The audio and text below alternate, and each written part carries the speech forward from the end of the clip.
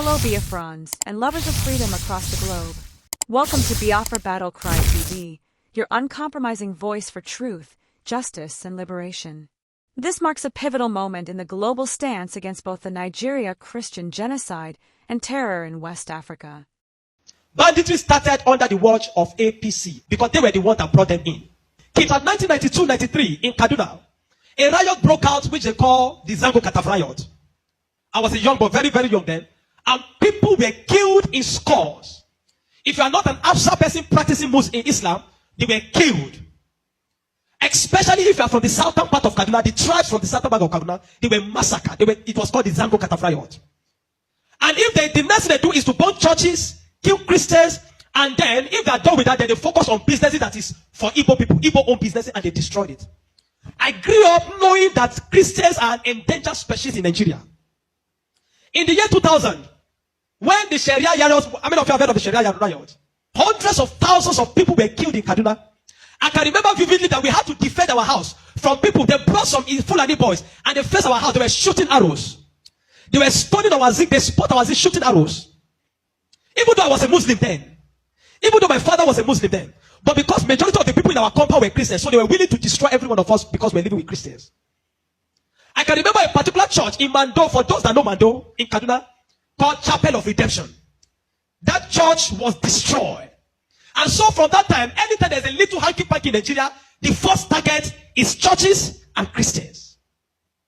And this has prevailed for a long time. That even if there's a problem with in another country, the Muslim and the Hausas in Nigeria will rise up and begin to kill Christians. How many of you remember the Miss World crisis in 2002, 2001, 2002? That somebody drew a picture of Muhammad or something in France. Long away in France. And they began to fight in Nigeria. Are you following me? Christians are endangered species. Now let me give you, and that's how it has continued. Scores have been killed, and they focus on regions where there is a mixture of both Christianity and Islam. If you look at states like Kaduna, states like Plateau State, states like Nasarawa, states like Taraba, states like Benue, states like Bauchi, states like Gombe, states like Borno. These are places where they focus on because they intend to eliminate every living Christian in that place. Anybody that debunks it is a total lie because I have grown and lived in the north. I've spent 80 to 80% of my life in the north, so I understand this thing. Several times, I cannot forget the Sharia riot. We were running for our lives. Even though we're Muslims, but we're still running because as far as you are not of that ethnic group, practicing what they practice, you are a victim. You can be burnt alive. Many of us saw human beings that were burnt alive, like roasted like yam. And it has been going on for a long time. The genocide against the Christian faith. Are you with me? Many years ago, in Kanu State, a man was beheaded. And anything they talk about, he said blasphemy. And guess who was the person that led it? The man called Sanusi, Lamido Sanusi, was the one that led him on. And they beheaded him, they killed the Igbo man. They killed him and they put his head on the stake and they were using it to parade the city. You will understand of a woman also that is an evangelist. Evangelist Eunice that was preaching about 2016 or 18 in Abuja. And they killed her. We cannot talk about a young girl called Deborah Samuel that was killed. I schooled in Jos, and for years, the people of Plateau have been massacred. Riot breaking out every single time. The one that the moment anything happens, the next people that are victims are Christians. And it is unfortunate that all these years, the government have not been able to do anything about it. But the agenda is deep. Are you with me this morning? Why am I saying? Because I don't want us to be an ignorant people. If we are ignorant people, they will control the narrative. And this days, let me tell you this truth. God will not come and fight for you. Remove that thing from your mind.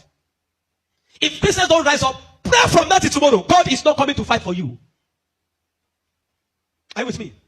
Now, in the year 2009, Boko Haram started. Boko Haram started because of a section. It was a political movement. They created Boko Haram as a political talks to bring confusion into the government of Goodluck Jonathan. And to be able to, destroy any opposition, starting from Borno State, under the watch of a man called Kashim Shettima, which is now the vice president of Nigeria. Kashim Shettima and the other man, Ali Mohammed Sharif. These were the people that started the business of Boko Haram as a political talks to be able to oppose their opponents. But after a time, the ideology grew and they began to destroy. Now, it became a problem and they began to use it to destroy, bombing here and there. In 2009, 2010. As of 2010, a man led a meeting in Jos. Are you with me? He led a meeting that they were going to annihilate Christians within the locality of Plateau, Borno, Plateau, Bauchi, Kaduna, and Nasarawa. And he said they are going to perform jihad. They will bring jihad and they will go to kill that. If the Islamic leaders are not willing to lead them, he is ready to lead the movement. I have the minute of that meeting in my phone presently. Guess who is that person? It's Pantami, that was the former minister of communication under Buhari's regime. And several times, these are people that are terrorist sympathizers. And that is why the Nigerian army has not been able to win the war against the terrorism. Because people have, the terrorists have infiltrated the Nigerian ranks, the army ranks, so they cannot win the war. That said, Osama bin Laden was a better Muslim than he is. He was sad when Osama bin Laden was killed. And he has said it several times that Boko Haram should not be killed. He said they are their Muslim brothers. How do you win a war against terrorism? When there are people high in government that are sympathizers to terrorism, how do you win that war? Now, there are 4 categories of insecurity or people that are causing insecurity. Number 1, you have Boko Haram. Number 2, you have bandits. Number 3, you have Fulani herdsmen. Now I'm going to show you how they are connected. Many people don't know. The Boko Haram and the Fulani herdsmen have one mission. The mission is simple: Islamize Nigeria. Come to a territory that are Christian dominated, kill everybody there, occupy their land. Go to Benue, look for a community, kill them there, occupy their land. That's always me. Boko Haram and the Fulani herdsmen. Have you noticed that Fulani herdsmen they don't kidnap, they kill? There's hardly a place you hear that Fulani herdsmen capture, that they say these are Fulani herdsmen. No, when they go, they kill. How do they kill? They kill with guns. You must now ask yourself, how does a Fulani man get AK-47? Do you know the cost of one AK-47? One AK-47 is over $1,000 something. Where will a Fulani man be able to obtain to be able to get one AK-47? Are you with me? And now, so you will know that there are people that are sponsoring this movement. Then the Boko Haram and the Fulani, they go about Christian-dominated areas. You will understand that when this terrorism started in Nigeria, that only people that were killed were Christian churches. You will not hear that they kill anyone. It is Christians and churches. I remember in Kaduna then that churches began to look for security men to guide their churches in every service day. Otherwise, you can be in church and then the next is boom, everybody dies. And churches that don't have money to hire soldiers began to use some of their members. I was a member of the security team in my church in Deeper Life in Kaduna in 2010. Because we don't stay in the church. Once I come to the church in the morning, we stay outside, moving around patrolling, because anybody can come and drop anything. So when Boko Haram started, the majority of Muslims, the Hausa, Northern Muslims, they were happy. I know of people that were celebrating it. If you see them crying today, I'll tell you why.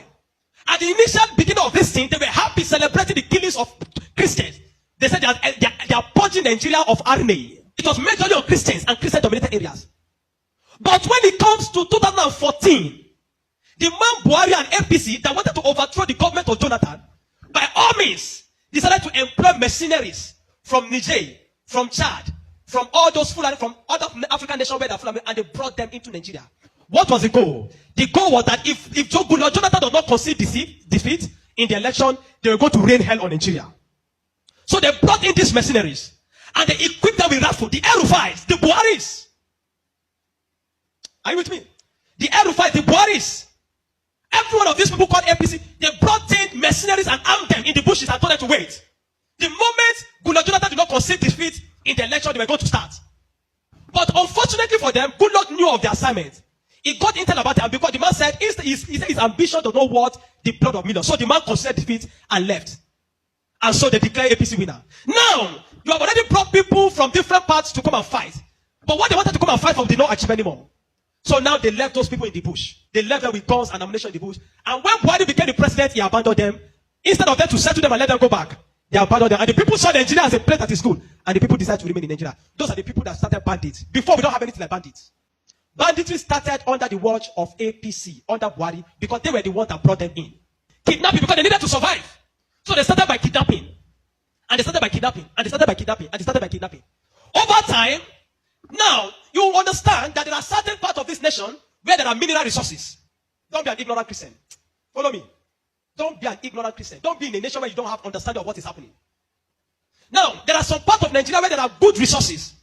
And this is have been illegally mined by elites, the military generals, the oligarchs, the people that are the leadership of the North. They were mining these resources, and the money does not go into the federal government account. So what they do is that they employ the services of this banditry to create two things. Number one, to create diversion. So when you go to Zamfara, that's why you hear that they say that is killing in Zamfara now. It's because of the Ilema gold mine. There is gold in Zamfara that they are mining. And so these bandits that are already in the bush, some people collaborate with them, partnered with them, and told them to see, keep creating confusion, create chaos. When you keep creating chaos, the Nigerian state and the people of Nigeria will not be able to focus on the illegal mining. They'll be concerned about the insecurity. So the insecurity is created as a means of diversion in the north. Are you following me? It is created as a means of diverting the attention of the military and the Nigerian populace from being able to focus on the illegal mining of resources. And any part of the north where there is resources, you find out that insecurity there. Recently, it has started in Kwara because there's a great amount of lithium in Kwara too that they have discovered and they're mining. So they partner with the Chinese because the people that does this illegal mining are the Chinese. They partner with the Chinese to be able to. So the bandits became the security men of Chinese and all those people to protect them. So that while they are mining, they can begin to cause chaos. Because while the people are mining and they are causing chaos, kidnapping, nobody will be able to focus on what the Chinese are doing and those people illegal mining. Every single day to this moment, I'm telling you, they are mining in those places. And they will take it to an airfield in the bush and fly it out of Nigeria.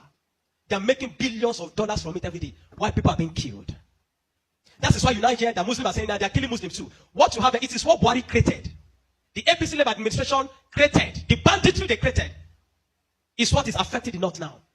Because the people they brought to come and kill Nigeria in 2015 did not succeed because good luck relinquished power to them. And now the people have become thugs. They have become tools to be used in the hand of men that are using them to secure their illegal gold mines. And that's why you kill them. That's why you hear that they say they are killing Muslims. Now, the Christian persecution and genocide has been there. So you find that at the other part, the Muslim and the Fulani men keep going around killing in all those parts. And the Christians and the churches have been silent for too long. This evil has prevailed in Nigeria because the righteous men have been too quiet. If we're ever going to win against insecurity in Nigeria, Nigeria must put two things Nigeria must do. Number one, Sharia law must be completely abolished in Nigeria. Because Nigeria is not an Islamic state. Why will Nigeria, some part of Nigeria, be practicing Sharia? The law guiding them in constitutional law that believe that if somebody deserves to die because he speaks against his God. Can a Hausa man insult Jesus and I kill him for insulting Jesus? But somebody believes when you speak against Muhammad, you deserve to die. How do you live in a country with somebody that has that kind of mentality? The military have become complicit. They are compromised. Nigerian military cannot win this war. 20 years from today, I'm telling you, 20 years from today, this thing of insecurity will not end because there are people that are enjoying it, benefiting from it, and reaping from it. If Nigeria wants to win this war, partner with America. Let them come and militate. I'm not sure I've seen that in Kanu yesterday, some people were protesting that they don't want America to come. Because they believe what they have been told is that if America is coming to kill Muslims, and the man says he wants to come and kill terrorists, but they are protesting. Anybody that is negotiating, people like Ahmed Gumi, Sheikh Gumi should be locked away. A terrorist sympathizer is a terrorist. A man that believes that you are not supposed to kill a terrorist is himself a terrorist. A man that believes that we should go and negotiate. How do you go and negotiate with terrorists? Because you see, terrorists are not just criminals. They are working with a wrong ideology. A man that believes that killing he has nothing to lose. How do you negotiate with a man that believes that killing himself is going to meet their God in heaven to collect 72 virgins? How do you negotiate with such a person? A man like Sheikh Gumi should be locked away. A man like Ali Muhammad Bushari should be arrested. You want to win against terrorism, you must go brutal. No nation win against terrorism by pampering them. The custom is taking rice, seizing rice from Nigeria and taking it to terrorists in the bush that they need to take care of them because they are human beings. No. The moment you have become a terrorist, that you see that taking the life of your fellow human being is nothing, is to please a God, then you don't deserve to live. Children of God, I'm not going to ask you to pray because this is not a period of prayer. This is a period of action. Reverend Dr. Ezekiel from Jos, the man have been speaking, have paid attention. Not for once have they invited the man for interview because they don't want to give the man any airtime. But you see, any little thing they will call Gumi and give him microphone. Gumi, they are inviting Gumi up and down. The media is complicit. The Nigerian military is complicit. You can't win war with this Nigerian army, not because they don't have the capacity, but because they are compromised. Buhari created banditry. The people like Gumi and the rest of them, they are the people that facilitated the idea of Boko Haram. And today, some of them are your leaders in government. Some of them, most of them are moving free. Not one have been arrested. Kabiru Sokoto that bombed Nyanyan in 2011. When they rearrested him, guess where they caught him? In the house of Shetima in Abuja. What is he doing in the house of Shetima if Shetima doesn't know him? But today, Shetima is your vice president. How do you win a war where terrorists are ruling you? Where terrorist sympathizers are moving around? This is not a period to say we are praying. No! This is a period of wisdom. This is a period of action. Churches in the south have no idea. They sit in their cozy churches with exploit them. They don't know what it means to be in the north. They don't know what it means to be running for your life. That every Sunday in the church there in Kaduna, When they say let us pray, everyone is praying with one eye open. Because you don't know, God might go up at any time in the church. The Nigerian church must rise up. There's an agenda. And if you read the minutes of that meeting in 2010 led by Isa Patami, you will not believe it. I have a recording of his messages. Where's Appeal? Where he said, why would they be killing their people? He said, why would they be killing his Muslim brothers? Referring to Boko Haram as their Muslim brothers. How do you win with such a people in government? And that guy was a minister under Buhari for 8 years. Do you know what I'm telling you this morning? You are in Nigeria. If you are not aware of what is happening around you, in a short time, one day your calamity will just come. You will not know how. Are you with me? The banditry that is destroying them in the north was created by the people Buhari brought for mercenaries to destroy Nigeria in 2015 in case he did not win. Unfortunately, he won, and those people were left without fight. And they began to use the weapons that have been provided for. These guys have sophisticated their weapon. They move logistic, move money in dollars. Where do you think they're getting it from? You think it's from the sale of cow? No. There is no genocide in northern Nigeria. We have issued a communique making clear that what's going on in northern part of Nigeria has nothing to do with the kind of atrocities we see in Sudan or in some part of eastern DRC. I think the complexity of the situation in northern Nigeria should push us think twice before declaring such or making such statements. The first victims of Boko Haram are Muslims, not Christians. The first victims, and I'm saying it with documented references. So the complexity in the northern part of Nigeria should not be taken, that easily. So what we are saying to those statements, with regard to those statements, is that the African continent is very complex. It's not easy to describe those situations with such very easy words that can be used in a not reasonable way. That's why the African Union continent, the African Union Commission are very clear about that. We made it clear in our statement and communique, and we would like really to stress again that there is no genocide in northern Nigeria. You've just heard a message that echoes the cries of the oppressed and the resolve of the free. At Biafra Battle Cry TV, we stand firm in amplifying voices that challenge tyranny and defend humanity. Stay vigilant, stay united, and never stop speaking truth to power. Until next time, keep the fire of freedom burning.